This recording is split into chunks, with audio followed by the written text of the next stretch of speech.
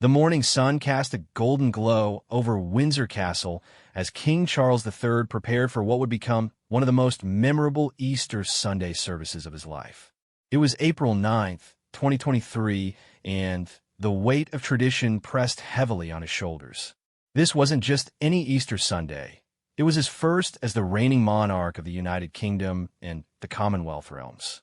Charles stood before the ornate mirror in his private chambers, adjusting his navy blue suit with careful precision.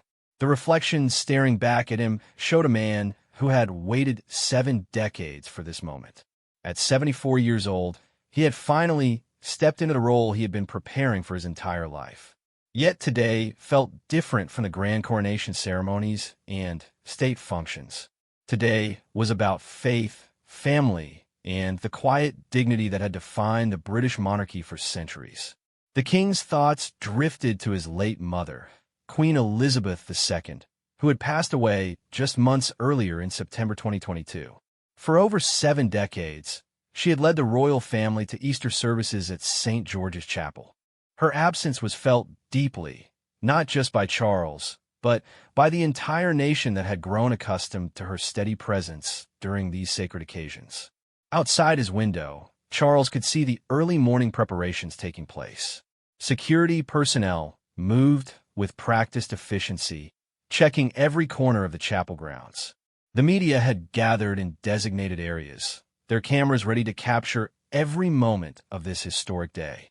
Royal protection officers spoke quietly into their radios, coordinating the complex security arrangements that would ensure the safety of the royal family throughout the service. Catherine, the Princess of Wales, was in her own preparations several rooms away. She had chosen an elegant coat dress in a soft shade of blue, paired with a delicate hat that would catch the spring sunlight beautifully. As she helped her children, Prince George, Princess Charlotte, and Prince Louis, get ready for the service, she couldn't help but think about the significance of the day. Her children were growing up in a new era of the monarchy, one where their grandfather was now king. Prince William moved through the castle corridors with the confident stride of someone who understood his place in history.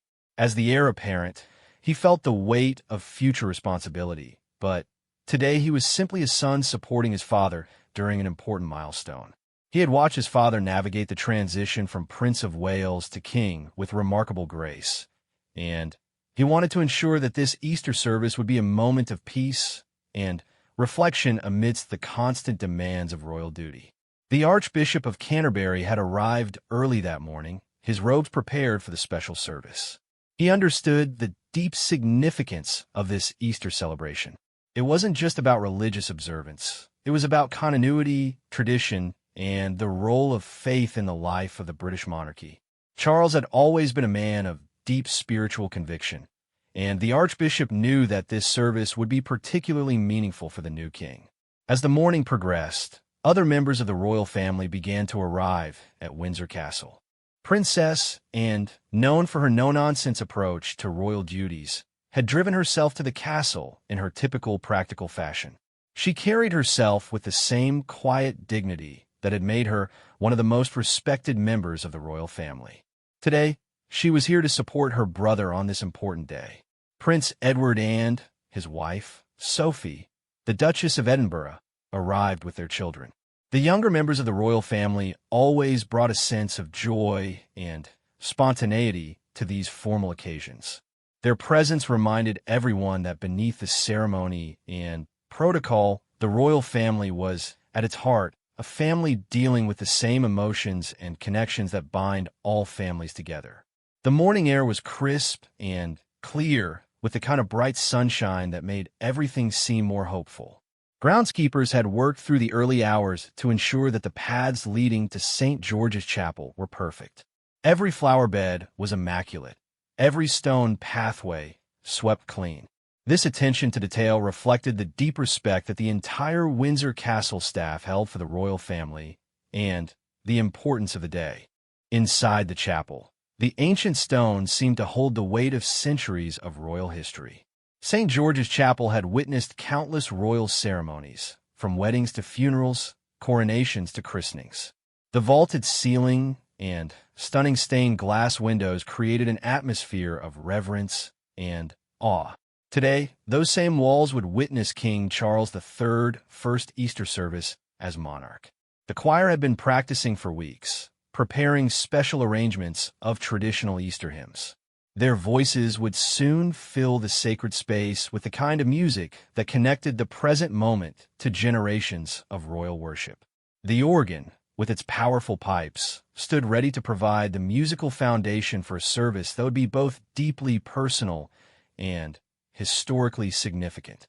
As the final preparations were made, Charles took a moment to step out onto one of the castle's private terraces.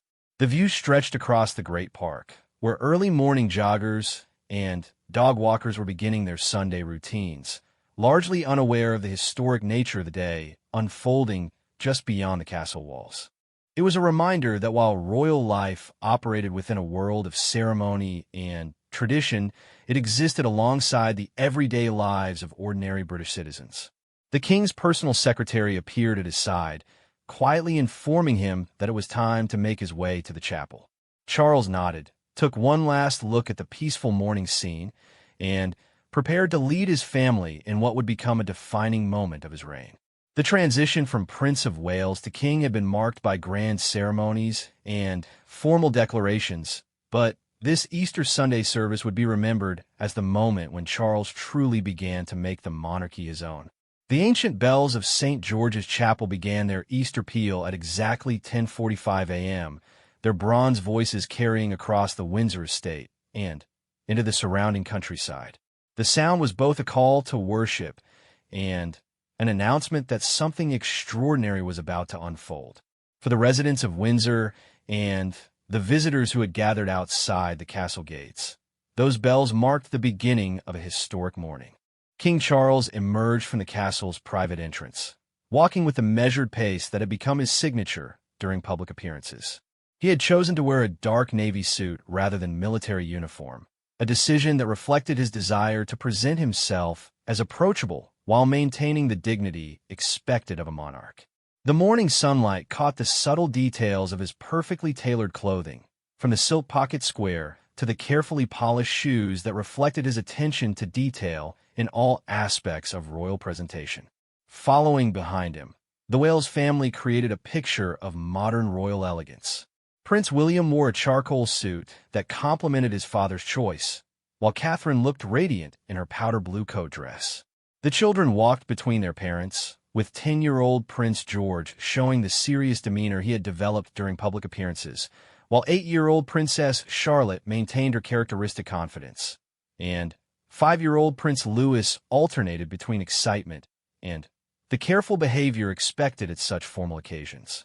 The families walked to St. George's Chapel took them along paths that had been used by British royalty for centuries.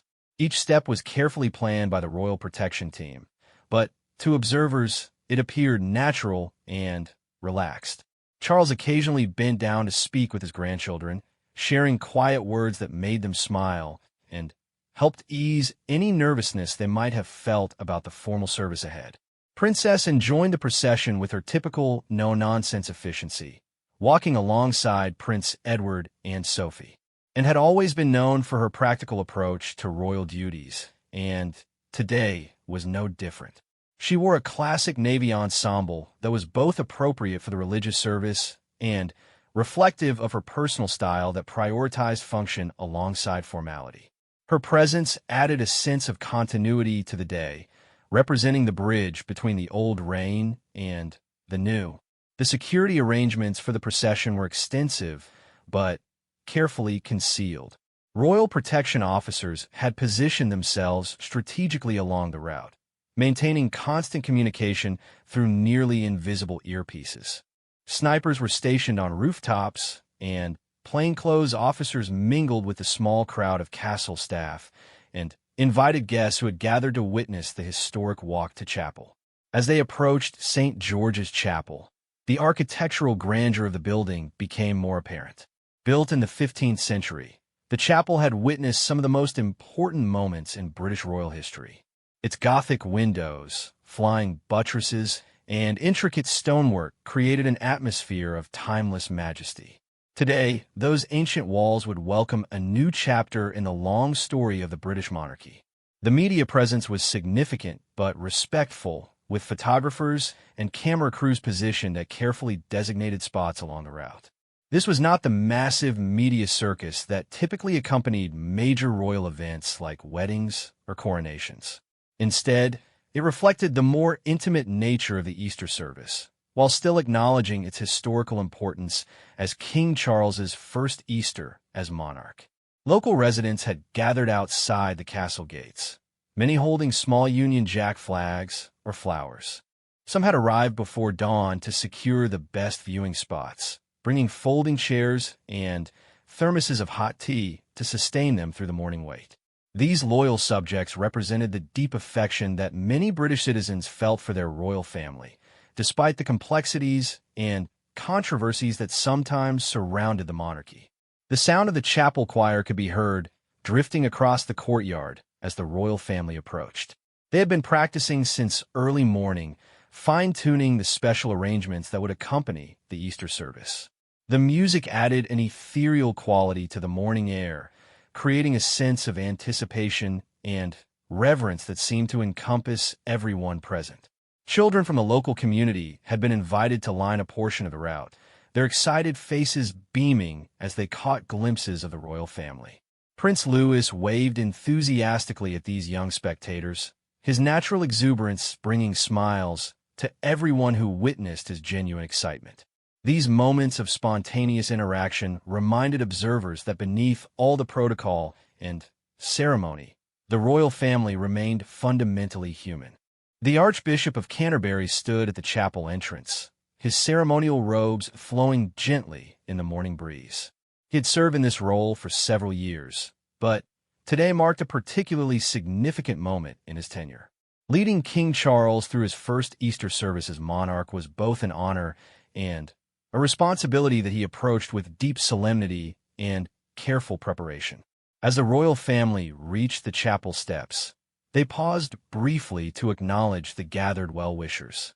Charles offered a gentle wave and a warm smile, gestures that conveyed his appreciation for the support and love of his subjects.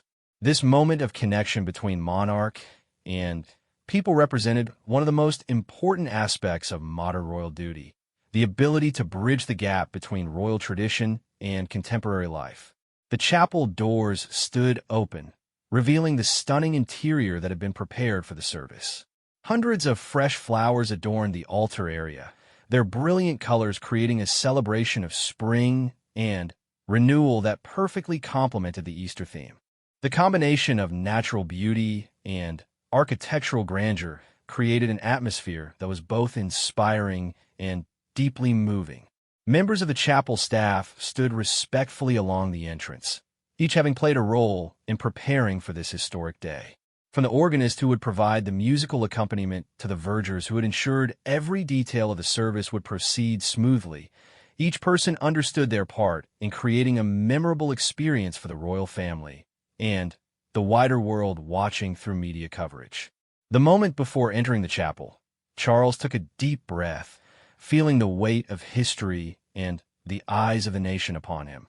This was more than just a religious service. It was a statement about the kind of king he intended to be, the values he would uphold, and the way he would lead the monarchy into the future. As he stepped across the threshold of St. George's Chapel, he was not just attending Easter service. He was defining his reign. The interior of St. George's Chapel enveloped the royal family in centuries of sacred tradition as they entered for what would become one of the most spiritually significant services of King Charles's reign. The ancient stones seemed to whisper the prayers of countless monarchs who had sought divine guidance within these hallowed walls. Sunlight streamed through the magnificent stained glass windows, casting rainbow patterns across the carved wooden pews and creating an atmosphere of divine presence that touched everyone present. Charles walked slowly down the aisle, his footsteps echoing softly on the stone floor that had been polished to perfection by the dedicated chapel staff. Each step carried the weight of his new role, but also a sense of peace that came from being in a place of worship that had provided comfort to British royalty for over 5 centuries. The king had always found solace in religious observance, and today that spiritual foundation would prove more important than ever. The choir's voices rose in perfect harmony as they performed the opening hymn, their sound filling every corner of the chapel with music that seemed to bridge the earthly and the divine. The acoustics of the medieval building amplified their voices in a way that made the singing seem almost supernatural. King Charles closed his eyes briefly, allowing the music to wash over him and provide a moment of inner calm before the formal service began. Catherine and William settled into their seats with their children, the family presenting a picture of quiet dignity and devotion. Princess Charlotte sat between her parents, her posture perfect and her attention focused on the beautiful surroundings. Prince George, as the future heir to the throne, seemed to understand the gravity of the occasion, while young Prince Louis alternated between fascination with the chapel's ornate decorations and the kind of restless energy natural to a 5-year-old during a formal religious service. The Archbishop of Canterbury approached the magnificent altar, his movements deliberate and reverent. He had spent considerable time preparing for this particular Easter service, understanding that it would be scrutinized not just by the congregation present, but by millions of people around the world who had read about it in newspapers and watched coverage on television. His sermon had been crafted to speak both to the universal themes of Easter and to the specific moment of transition that the British monarchy was experiencing.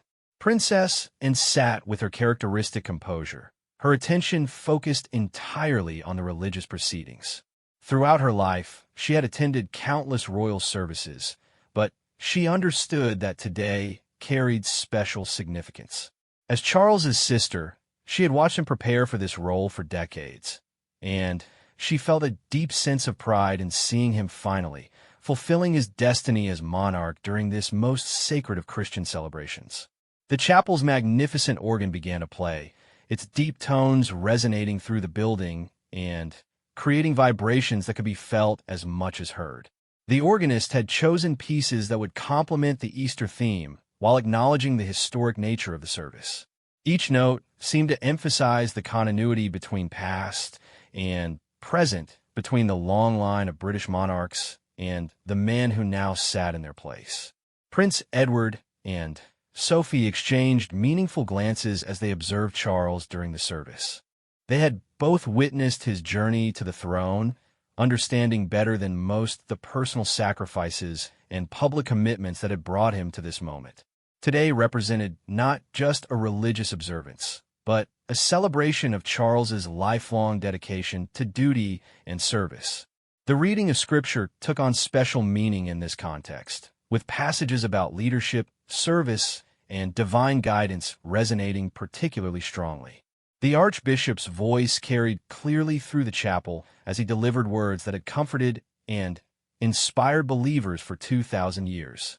For King Charles, these familiar texts offered both comfort and challenge, reminding him of the spiritual foundation that should underpin all royal authority. The congregation included carefully selected guests who represented various aspects of British society and the Commonwealth. Religious leaders from different denominations sat alongside representatives from charitable organizations that Charles had supported throughout his life as Prince of Wales. Their presence transformed the service from a purely royal affair into a celebration of the broader community that the monarchy serves. Young members of the chapel choir, some no older than Prince Louis, performed their parts with the kind of innocent devotion that reminded everyone present of the pure faith that Easter represents. Their clear, unadorned voices created moments of transcendent beauty that touched even the most sophisticated observers. King Charles watched these young singers with obvious affection, perhaps seeing in them the future of both the church and his realm. The chapel's historic furnishings provided a stunning backdrop for the service. The choir stalls, with their intricate wooden carvings and colorful banners representing the Knights of the Garter, created a visual feast that spoke to centuries of British tradition and honor. Every element of the chapel's decoration told a story of faith, service, and dedication to ideals larger than oneself. As the service progressed, Charles found himself reflecting on the prayers his mother had offered in this same space. Queen Elizabeth II had been a woman of deep faith, and her example had shaped his own spiritual development throughout his life. Today, he felt her presence not as a burden of comparison, but as a source of strength and guidance for the challenges that lay ahead. The moment for communion approached, carrying special significance for the new king. This was not just a personal act of faith, but a public declaration of his commitment to the Christian principles that had traditionally guided British monarchs. As he prepared to receive the sacrament, Charles understood that he was not just participating in a religious ritual, but making a statement about the moral foundation of his reign. The lighting in the chapel seemed to grow more golden as the morning sun reached its peak, illuminating the faces of the royal family and the assembled congregation with a warm glow that enhanced the sense of divine blessing upon the proceedings. Camera operators, positioned discreetly throughout the chapel, captured these moments for posterity, ensuring that future generations would be able to witness this historic first Easter of King Charles's reign. Members of the castle staff, from the most senior courtiers to the youngest pages, watched the service with deep emotion. Many had served the royal family for years, witnessing the transition from Queen Elizabeth II to King Charles III with a mixture of sadness at the loss of the beloved queen and hope for the future under their new monarch. Today's service represented a moment of healing and renewal for everyone who called Windsor Castle their workplace and spiritual home. The final hymn of the Easter service began to fill St. George's Chapel with music that seemed to capture all the emotion and significance of this historic morning. Christ the Lord is risen today resonated through the ancient stones with a power that moved every person present, from the youngest member of the royal family to the most senior church officials. King Charles's voice joined the congregation in singing words that proclaimed hope, renewal, and the triumph of light over darkness, themes that held particular meaning for a monarch beginning a new chapter in British history. As the service drew to its conclusion, the Archbishop of Canterbury delivered a benediction that seemed crafted specifically for this moment in the nation's life. His words spoke of divine guidance for those in positions of leadership, of the responsibility that comes with privilege, and of the hope that Easter represents for all humanity. King Charles bowed his head during this blessing, feeling the weight of prayer not just from those present in the chapel, but from millions of his subjects around the world.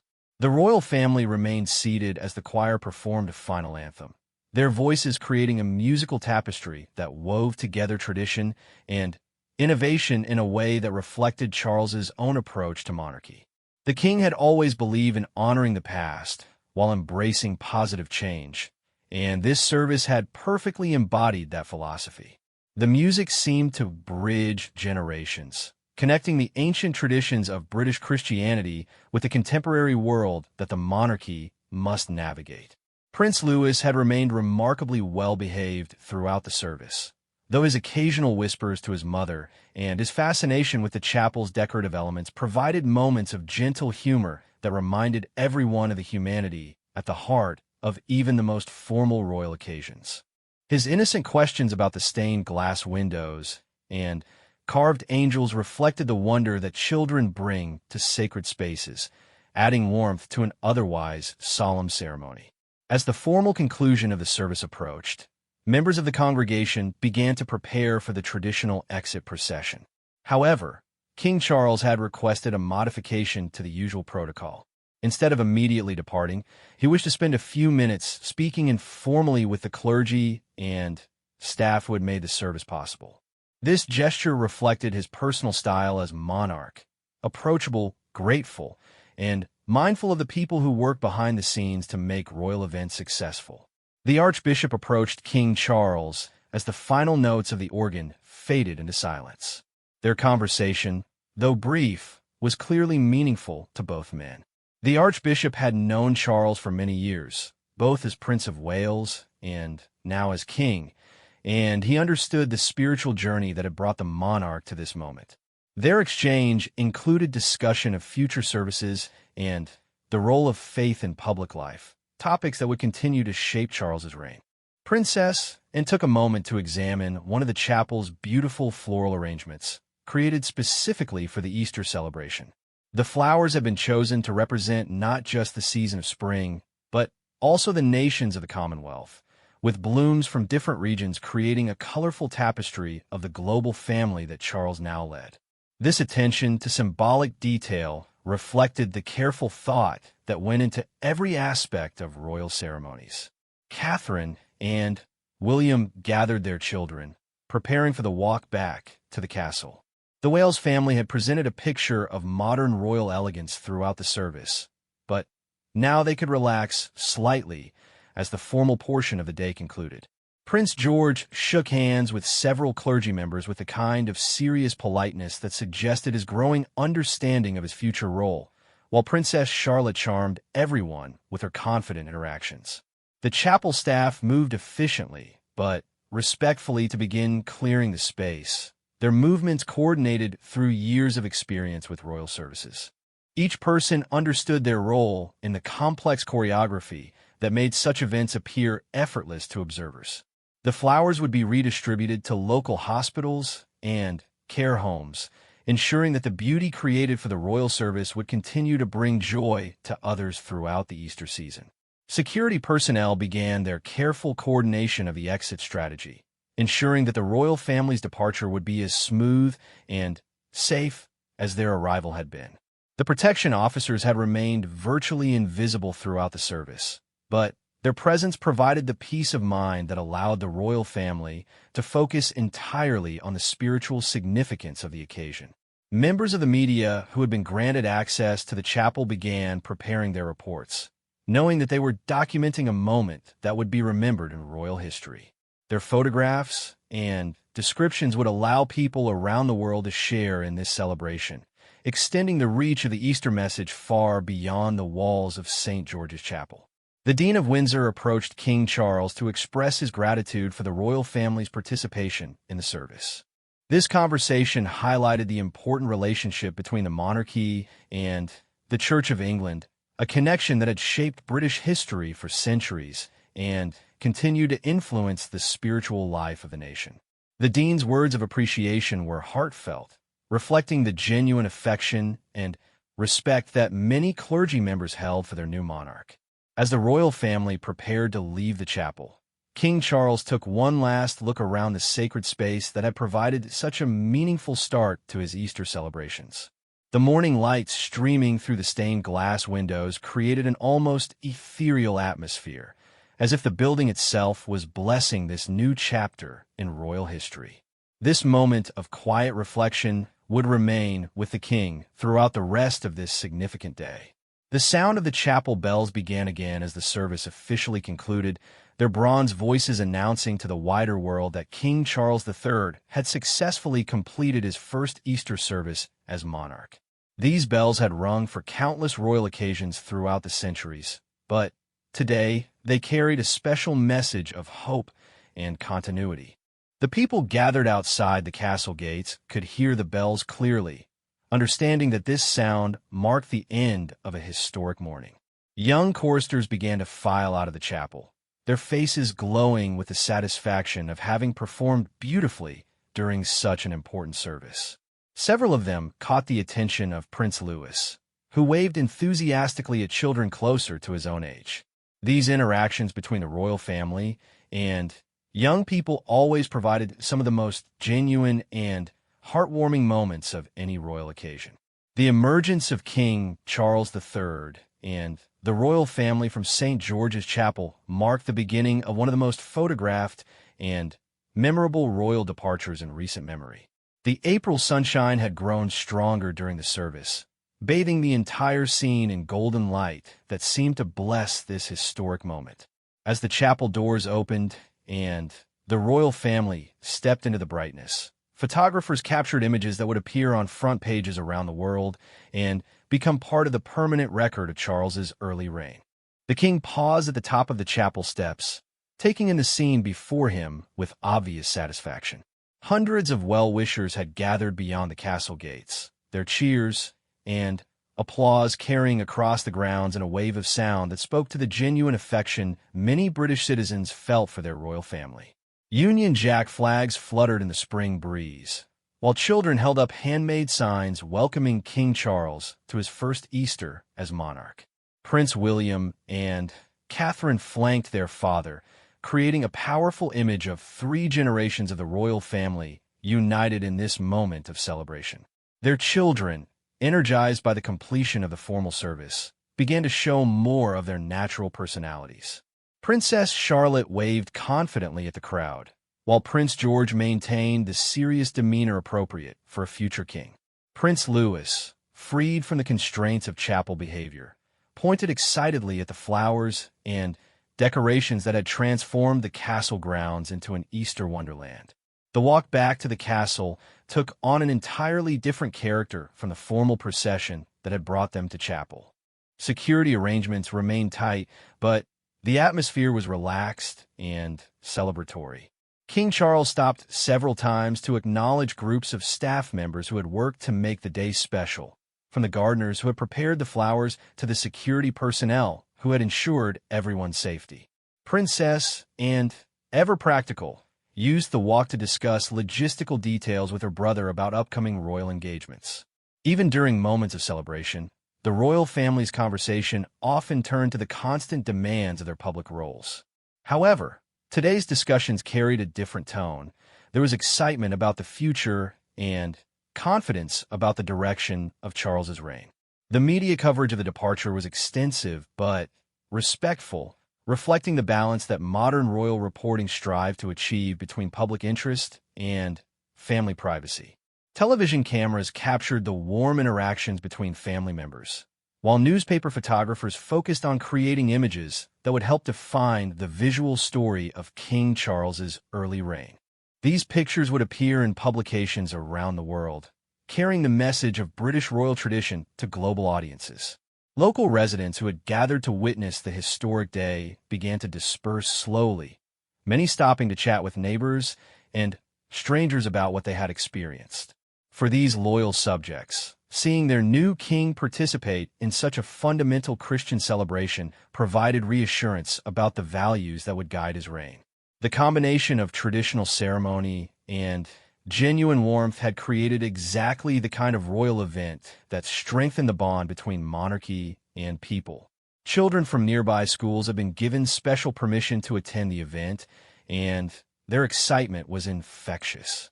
Many had prepared drawings and cards to give to the royal family, though security protocols meant these gifts would be received by staff members rather than directly by the royals.